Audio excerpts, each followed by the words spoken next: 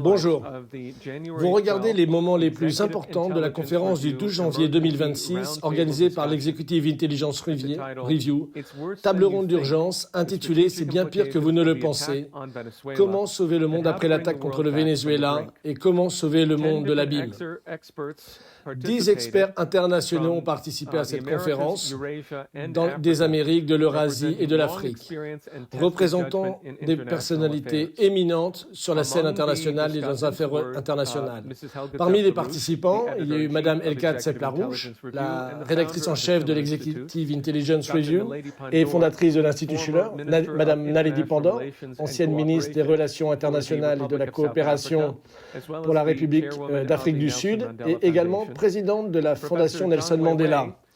Le professeur Chang Weiwei, professeur de Relations internationales à l'université Fudan en Shanghai, l'ancien ambassadeur Chas Freeman, ancien ambassadeur en Arabie Saoudite, parmi d'autres postes diplomatiques importants, le directeur et le superviseur académique de l'Institut d'économie militaire et de stratégie de l'université de Moscou, Dimitri Trenin, et son Excellence Donald Ramotar, l'ancien président de Guyana, et d'autres participants très importants qui sont inclus dans cette conférence. Monsieur von Sponeck, ancien secrétaire général adjoint des Nations Unies, la députée Maria de Los Angeles Huerta du Mexique, et ancienne députée au Mexique, et Dennis Moll, rédacteur en chef de l'Executive Intelligence Review magazine.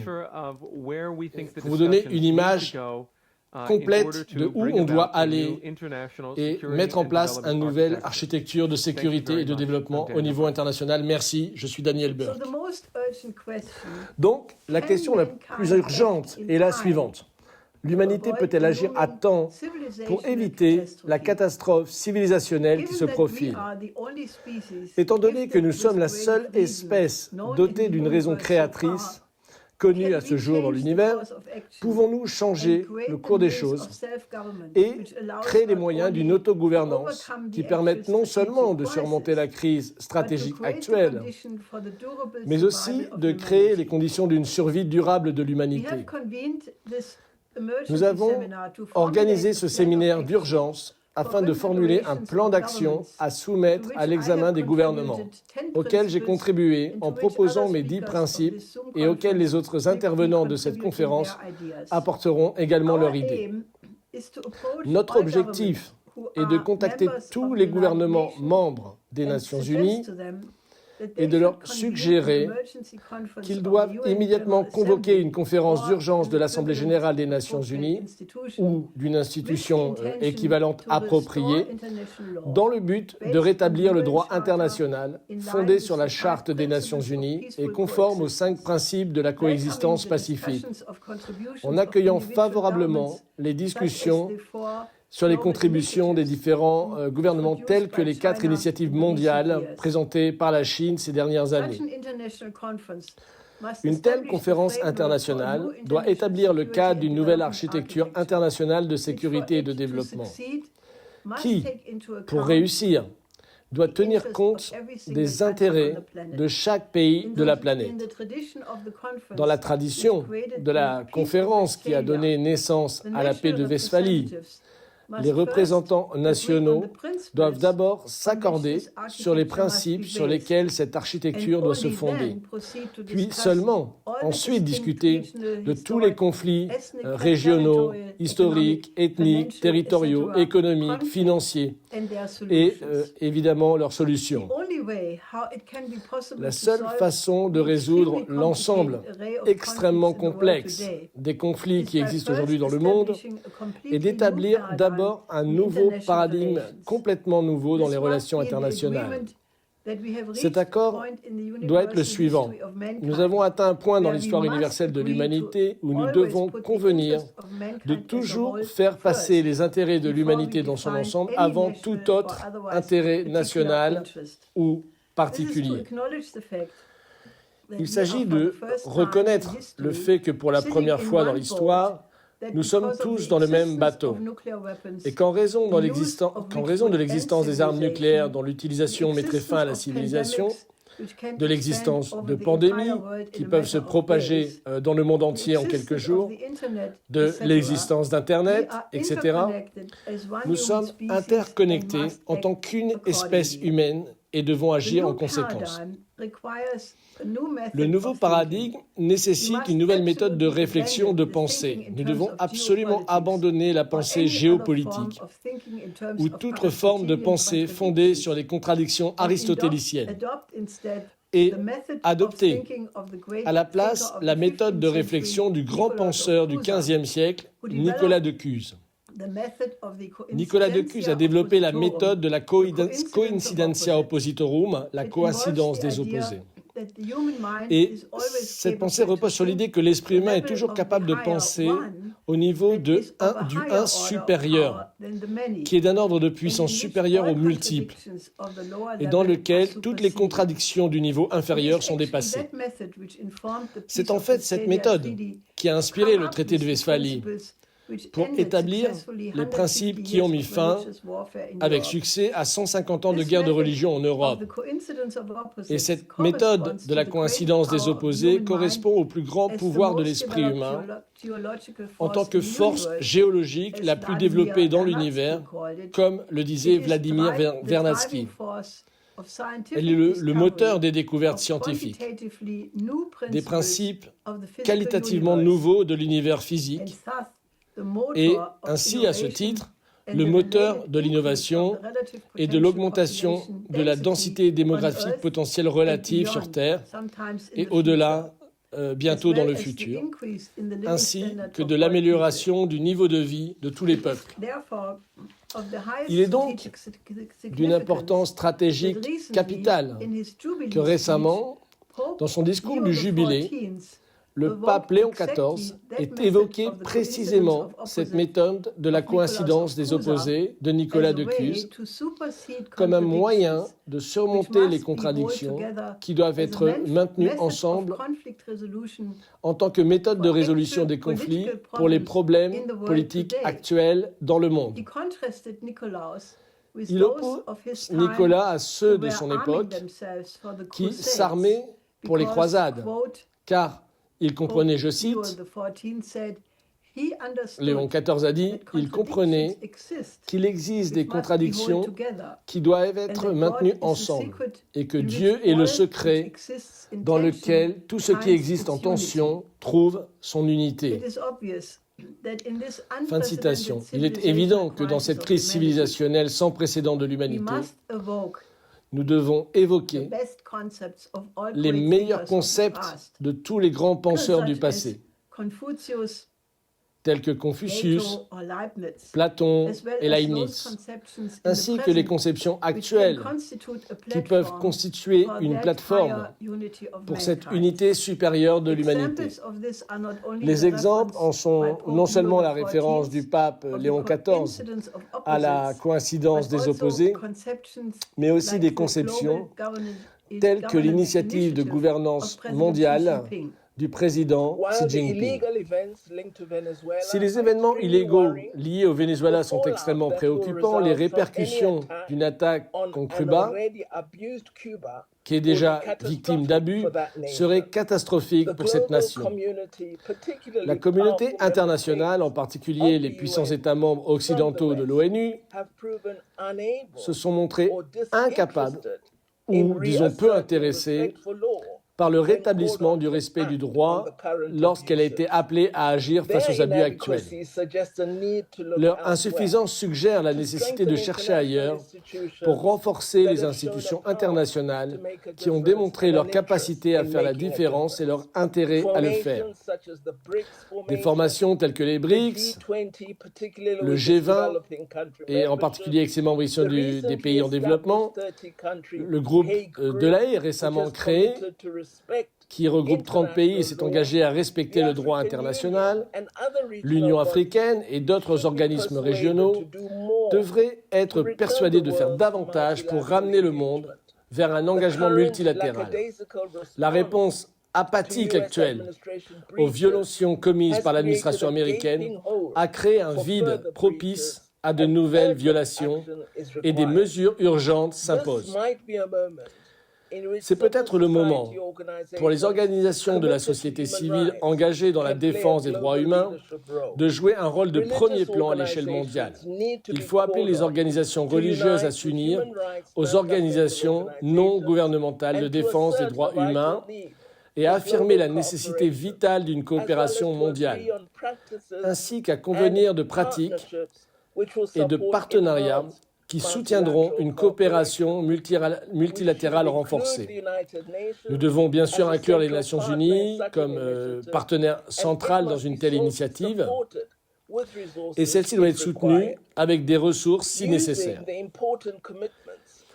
S'appuyant sur les engagements importants pris par le groupe de La Haye, qui compte désormais 30 membres, cette coalition en faveur du multilatéralisme pourrait affirmer l'importance cruciale du respect des traités et conventions adoptés par les Nations Unies. Elle pourrait appeler tous ceux qui ont violé le droit international et tous les auteurs de violations à répondre de leurs actes devant les tribunaux internationaux et apporter son soutien à la communication et à l'éducation civique populaire sur le droit international et la nécessité pour les membres ordinaires de notre société de soutenir et de s'engager pour le droit international. En conclusion, le monde doit s'unir dans l'action pour rejeter la notion de la loi du plus fort et manifester ce rejet par un partenariat actif et une protestation active contre les abus que nous constatons aujourd'hui. Et nous devons également agir ensemble pour restaurer la légitimité de la coopération multilatérale. Il est également nécessaire de replacer l'action des États-Unis dans un contexte géopolitique plus large, car elle reflète la stratégie de sécurité américaine récemment révisée, qui rompt avec la poursuite coûteuse de l'hégémonie mondiale. L'administration Trump adhère désormais à ce qui est devenu connu sous le nom de la doctrine Don Roe, qui vise à étendre l'influence des États-Unis sur l'hémisphère occidental, telle que définie arbitrairement par Donald Trump, s'étendant du Venezuela au Panama, au Groenland et au-delà. Pourtant, à mon avis, cette action est également extrêmement imprudente et se révélera même contre-productive. Elle a déjà causé de graves dommages au soft power américain et à son système d'alliance et au fondement même de ce qu'on appelle l'ordre international fondé sur les règles. Elle sert également de signal d'alarme pour les alliés des États-Unis. Pendant des années, ils se sont joints aux États-Unis pour mener une politique étrangère dite fondée sur les règles, utilisant l'intervention humanitaire comme prétexte pour orchestrer des révolutions colorées dans de nombreux États souverains et causant des souffrances indicibles à de nombreux peuples du monde en violation flagrante de la Charte des Nations Unies. Nous condamnons sans réserve le mépris flagrant de la Charte des Nations Unies par l'administration Trump et la pratique occidentale de longue date consistant à mener des guerres contre d'autres pays sous divers prétextes et excuses grandiloquentes. Le système juridique international ancré dans la Charte des Nations Unies constitue un jalon historique dans la sauvegarde de la paix et du développement mondial, forgé à partir des leçons amères de 2 guerres mondiales qui ont coûté la vie à des dizaines de millions de personnes. Il incombe donc à toutes les nations de s'efforcer collectivement de maintenir l'ordre international d'après-guerre, fondé sur la Charte des Nations Unies, et de rejeter résolument toute tentative visant à éroder ses fondements, qu'il s'agisse des actions effrontées à la Trump, du modèle libéral occidental d'intervention militaire sous divers prétextes, ou de la dangereuse résurgence du militarisme japonais, une force qui a causé des ravages incommensurables en Chine et dans de nombreux autres pays asiatiques. Le 6 janvier, le gouvernement chinois a annoncé une interdiction totale de l'exportation de tous les produits à double usage vers le Japon, un allié clé des États-Unis en Asie.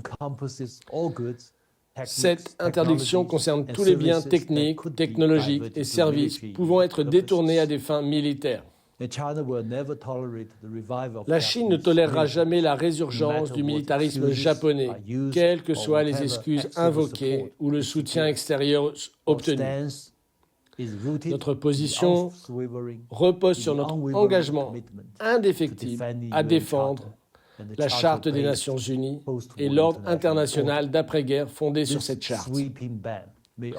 Cette interdiction générale pourrait également constituer un avertissement aux États-Unis, leur indiquant que toute action portant atteinte aux intérêts légitimes de la Chine, que ce soit au Venezuela ou dans d'autres régions du monde, suscitera une réponse énergique de la part de la Chine, que tous les pays épris de paix à travers le monde s'unissent en tant qu'unité.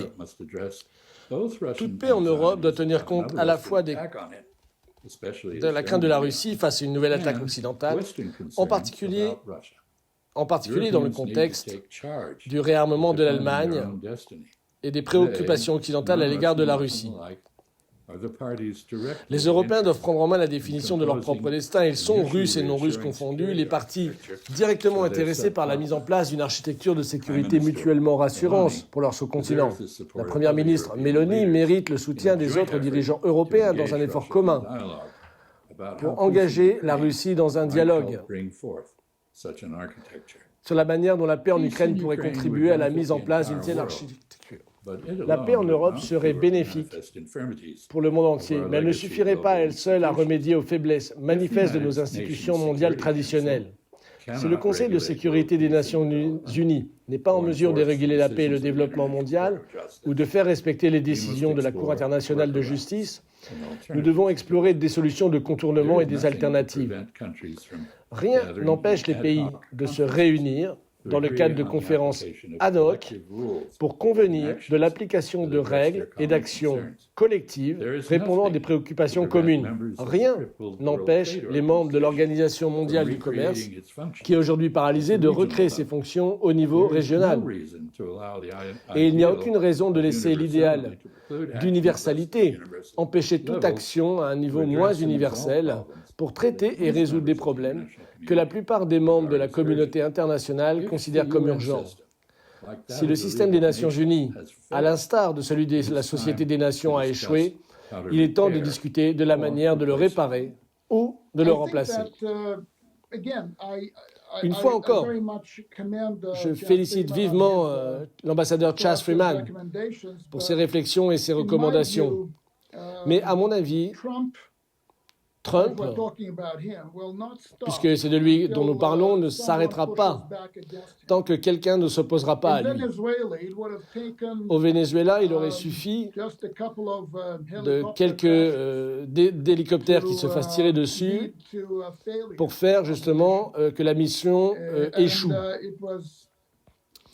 Et cela semblait facile à faire, mais je pense que nous soupçonnons tous que le Venezuela était un travail interne, et ceux qui ont fait ce travail l'ont fait incroyablement bien, même si cela a clairement entraîné la mort de dizaines de personnes qui ont été tuées.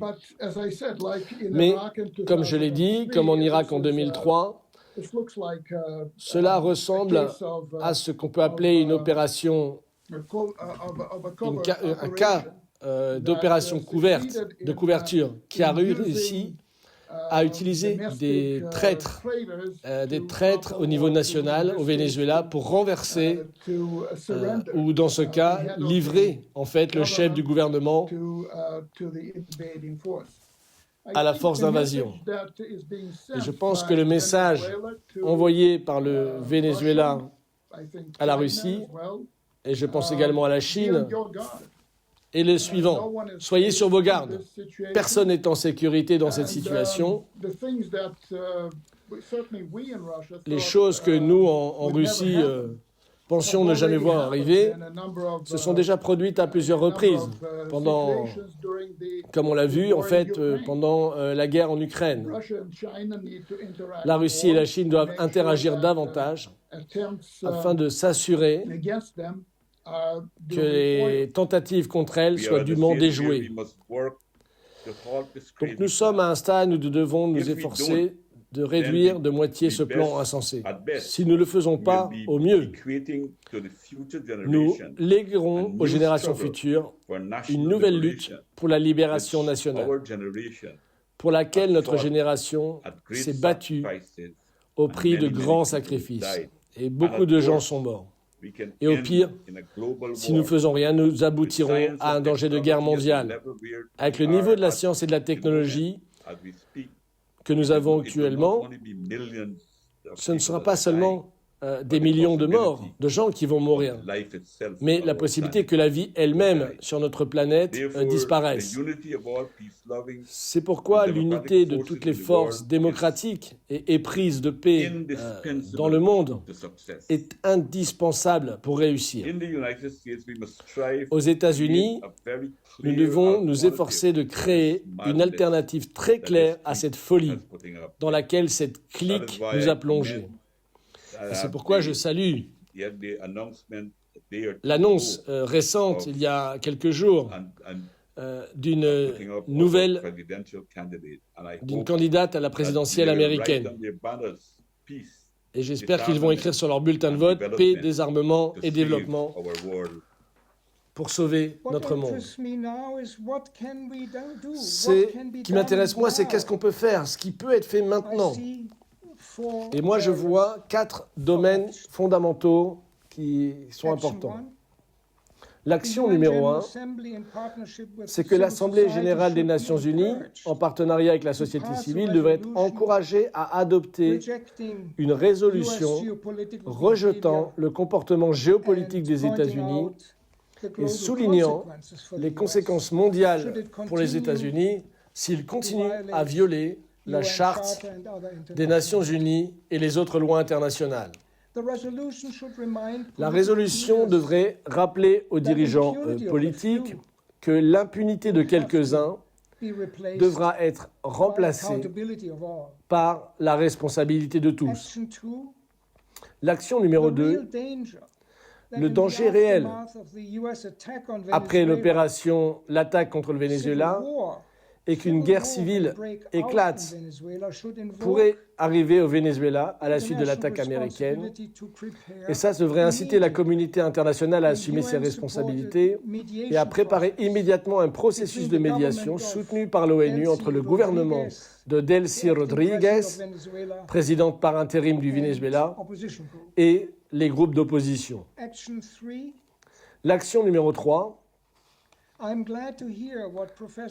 je suis très content de ce qu'a dit M. Zhang Weiwei sur les violations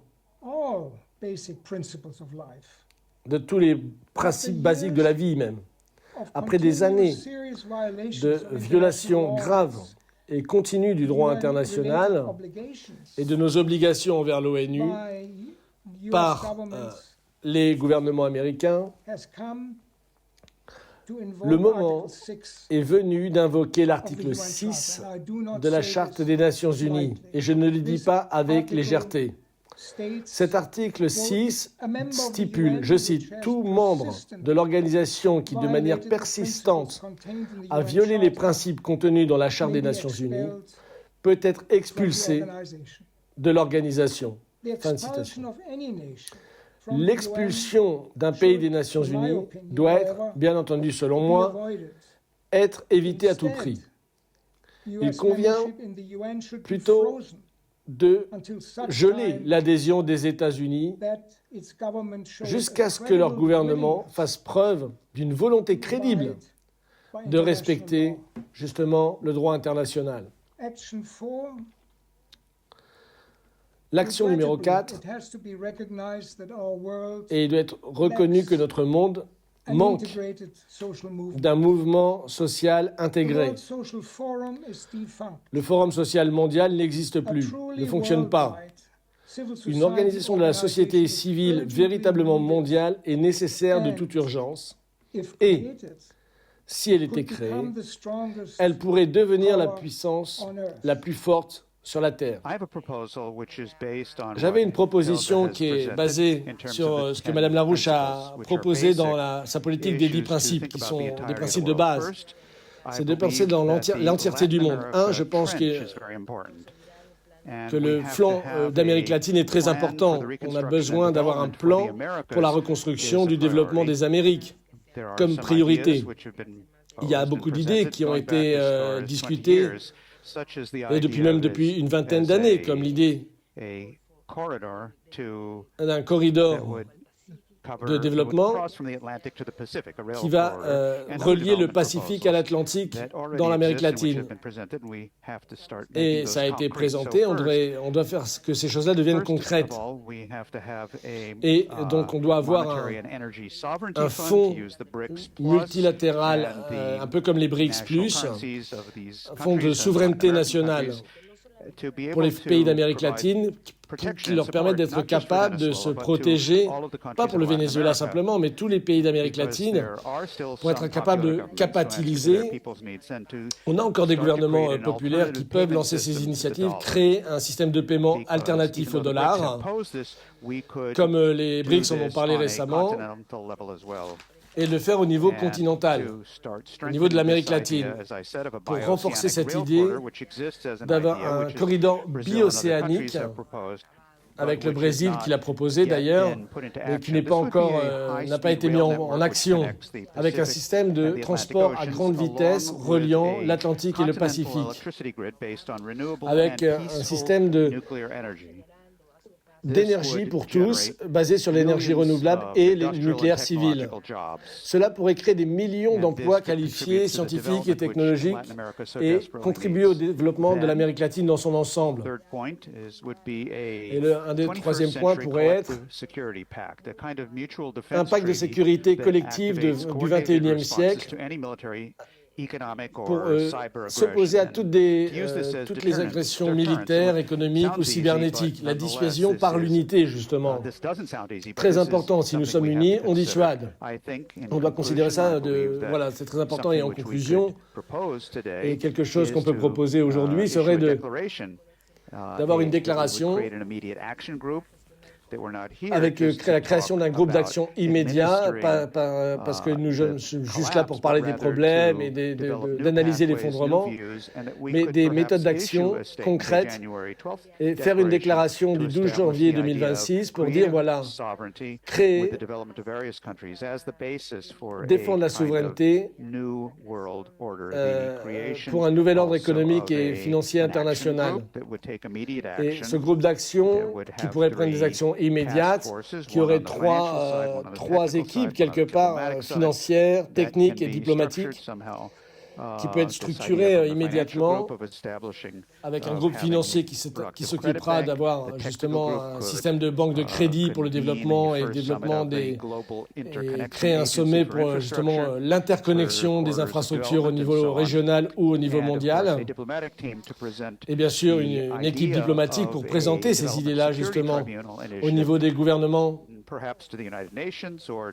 aux Nations Unies, différents blocs régionaux.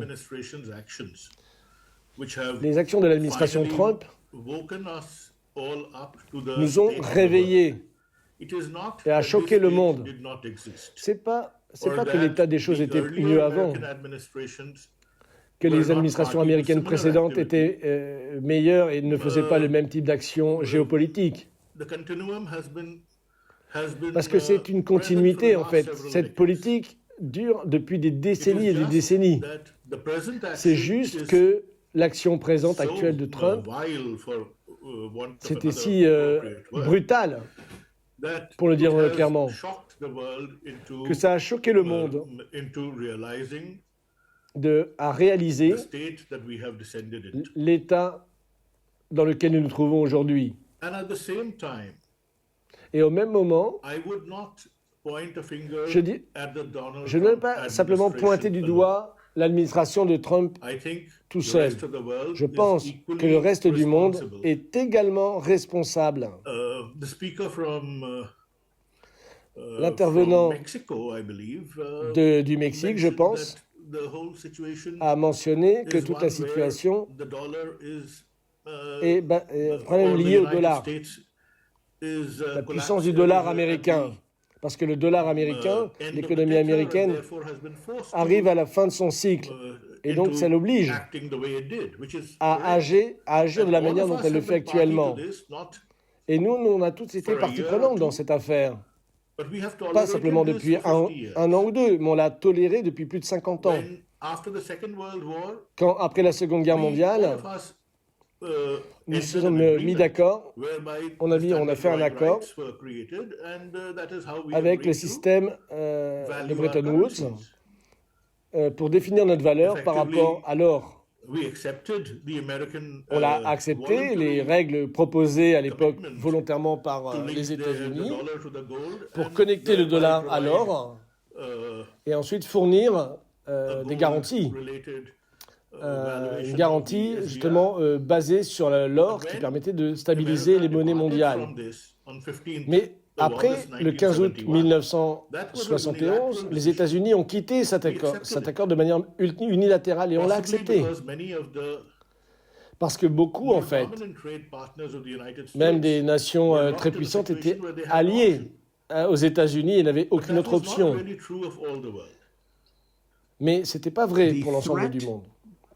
La menace d'une riposte nucléaire contre l'empire financier mondial, s'il s'intensifie, ces actions contre la Russie, de la destruction mutuelle assurée, mais cela ne fonctionne que s'il existe un minimum de bon sens en Occident. Ce minimum de bon sens est en train de disparaître rapidement. Générant plus de destruction mutuelle assurée. Et la manière d'arrêter le problème financier n'est pas de s'attaquer au problème militaire, mais c'est la manière d'arrêter le problème militaire et de s'attaquer au problème financier. C'est le talon d'Achille du système.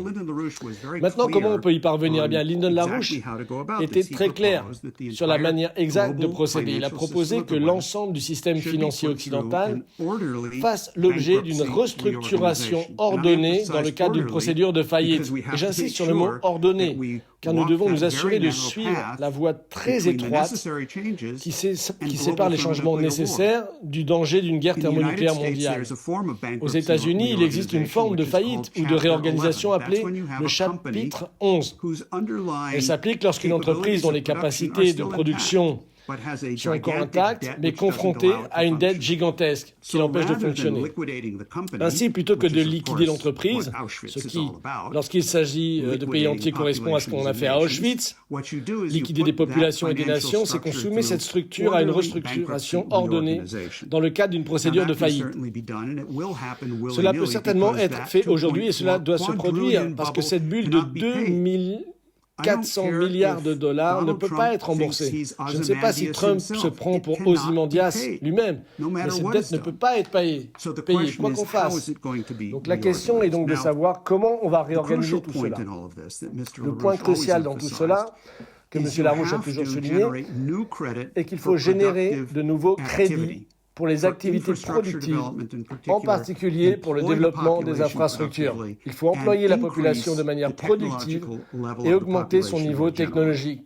Plus généralement, considérez l'énorme création de richesses réelles qui se produira lorsque ces personnes seront employées pour construire des projets d'infrastructures tels que ceux que nous proposons pour le bassin des Caraïbes, par exemple.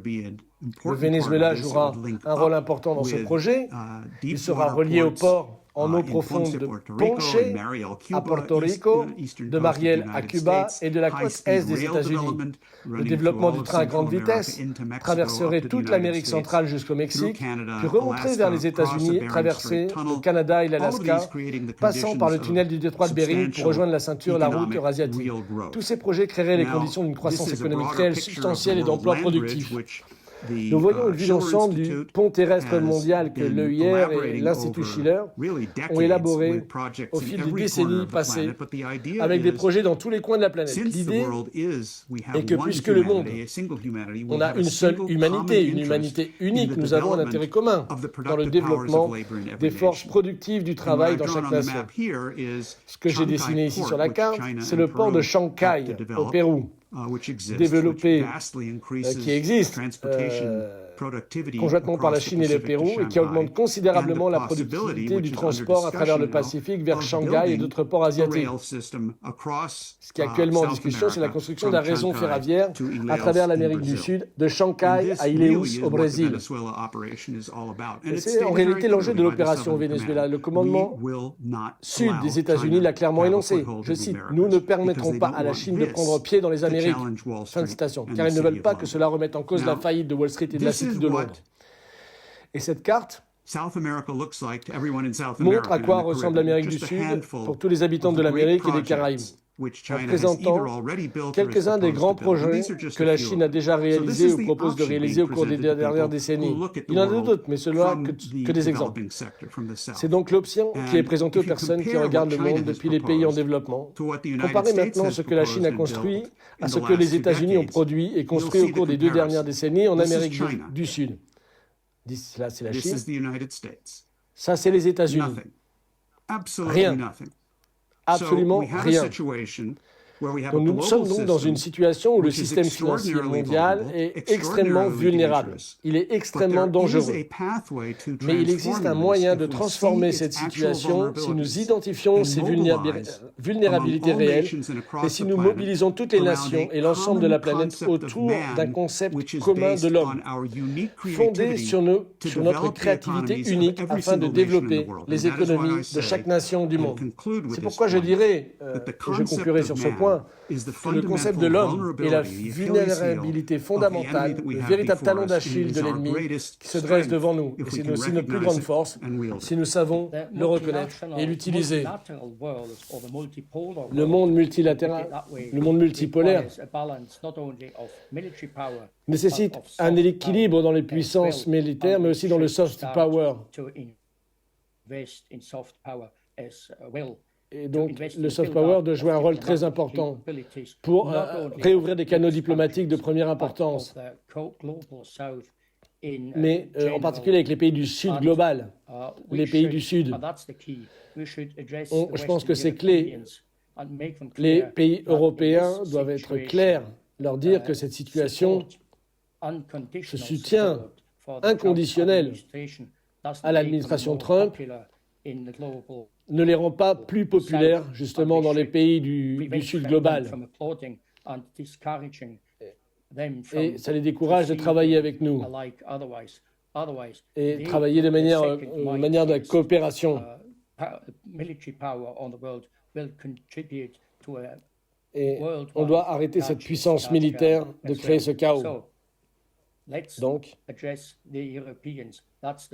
disons aux Européens qu'il faut qu'ils changent leur stratégie.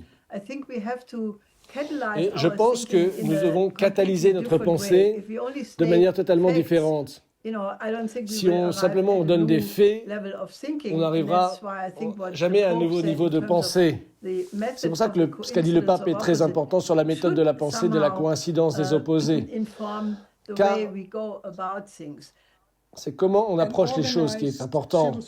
Donc, il faut organiser la société civile. C'est bien plus urgent que toute autre chose, parce que je crois que les forces politiques seront moins actives à créer des solutions gagnant-gagnantes, contrairement à la société civile, qui demande depuis des années pour faire la différence. Mais ils sont malheureusement mal organisés. Donc il y a 2 fronts. Il y a un défi très important de faire quelque chose. Donc on doit ne pas se soumettre à la tentation de savoir plus sur Gaza, sur le Venezuela. On n'a pas besoin d'en savoir plus. On sait ce qui se passe sur place. Mais ce qu'on doit savoir, comment s'opposer à une détérioration du système global. Moi, je pense qu'on doit reconnaître que l'impact de Gandhi et de Mandela a été combattu parce qu'ils avaient la possibilité de mobiliser les masses. On doit présenter une vision qui est une alternative aux communautés internationales, leur donner le courage de s'engager dans des organisations et des actions de masse pour lever le niveau et se concentrer sur le bon, le juste. On se concentre trop sur le négatif et on n'a pas le courage suffisant pour s'élever à la question du bon et du bien. Et on a besoin, comme Mandela l'a dit, et le sénateur John Lewis, on doit trouver les gens qui sont préparés à semer le trouble. Et il y en a plein dans le monde. Pour communiquer la notion qu'il y a une vision, il y a des idées, il y a des actions que chaque individu peut faire. Oui, c'est facile de dénoncer et de condamner, mais c'est clairement pas assez. On doit décider ce qu'on va faire dans ce monde imparfait qui devient de même de moins en moins parfait jour après jour. Il doit y avoir du courage de la majorité mondiale et utilisant les mécanismes existants comme l'Assemblée générale des Nations unies, comme ça a été dit, pour forcer qu'il y ait une introspection aux États-Unis de la population américaine à changer les choses ici. Aidez-nous à nous sauver nous-mêmes de nous-mêmes. Et je pense que nous devons confirmer que chacun d'entre nous a appris des leçons des États-Unis, d'Amérique, dans leur soutien. Les Américains ont soutenu notre combat dans la lutte contre l'apartheid. Et on a une très haute estime de ces personnes aux États-Unis. Mais on ne peut pas non plus négliger ceux qui ont combattu, justement, ceux qui résistaient. Et donc, on doit remobiliser ces intentions bonnes